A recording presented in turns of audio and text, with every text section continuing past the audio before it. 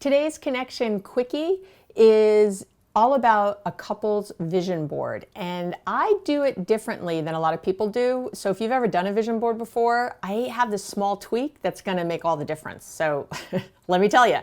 So I really like when couples work on vision boards, and let me tell you how I like it to be. I want them to be individual. That's number one. You don't do one vision board together, because this is sort of the whole point is of having a conversation that has some overlap, and we try to figure that out. So what I ask people to do is this: go out, get a beautiful bulletin board that you really like, something that's pretty that you don't mind hanging in your home. So this isn't going to be tucked in a corner somewhere or anything like that. You're going to get like an actual bulletin board, okay? So thing that you can put tacks in, all right? You could do this with magnets as long as you have enough small ones. So if you want to get a large magnetic board, that's okay too. But it should be something, again, sort of cute, pretty, funky, modern, whatever your home is at home, it needs to match. It shouldn't just look like one of those ugly, ones with the brown black border that I have corkboard and they're all done. Unless you love that, then God bless you, get that. Okay, so you get your board, each of you, and what I want you to do is you're gonna cut out pictures, words, anything from magazines, you can download things off the internet, however you want to do it. And what you're going to do is you're going to tack them onto your board. So traditional vision boards, people do a collage where they like glue things. Everything's glued. And what happens is for me, I did those for years. It's sort of, after a while, you kind of throw them away. They're not really, they're so static. They're so like, and they become the wallpaper because they don't change. So if you have them hanging up in your office or wherever, they don't change enough. And so after a while, you don't see them anymore. So instead, what I want you to do is get these beautiful bulletin boards, and I want you to hang them somewhere where there's high traffic. So I used to have mine, it's not here anymore, but I used to have it right outside my bedroom. So you walked out of my bedroom and there was, the hallway there. People always have pictures in your hall or whatever, but I had the vision boards right there because it was awesome to just sort of walk out and there they were every morning. And what's great about them is you can change what's on them. You're always looking, it's right there. And I would love, people would, go down the hall to go to the bathroom and they'd say, hey, what's that thing? And I'd get to talk about the vision board. And the kids would ask questions like, hey, there's a new picture on your vision board. What's that? Or because they're out there and it's something more that's really having more energy around it, because that's what you really want.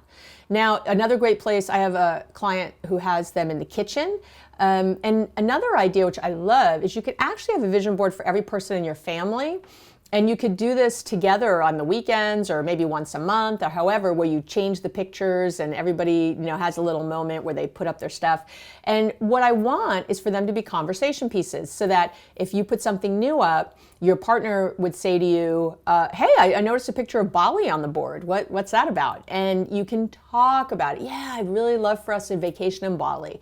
And your partner might go, well, I hate the heat. I don't know, that feels like weird to me. And then, and then you need to have a conversation about that. Because if your visions are so different, you have to talk about that. And maybe you still go to Bali, but it's with your best friend and not with your partner. I don't know. Or maybe you go, Bali feels weird for whatever reason, but I would love, what about Tahiti? I don't know. What if we did that? And so you get in this space where you're actually talking about these things and making them a reality instead of throwing a bunch of stuff in a moment up on the board that means something to you and then sticking it away somewhere. The other thing I like is that, so for example, I had on my vision board my book, writing my book, and I had, New York Times bestselling author up there and all kinds of great stuff. And now that the book has been realized, I've moved some of that around, right? It's not, again, it's not so static, it's dynamic, it's moving, it's changing. And that's really what makes it special and something to actually share and an open dialogue to have with you and your partner. So however you choose to do it, if you sit down one time and kind of get them going, and then thereafter, you can talk about it. My other favorite thing is you can find things that you find interesting and put it on your partner's vision board and see what they say.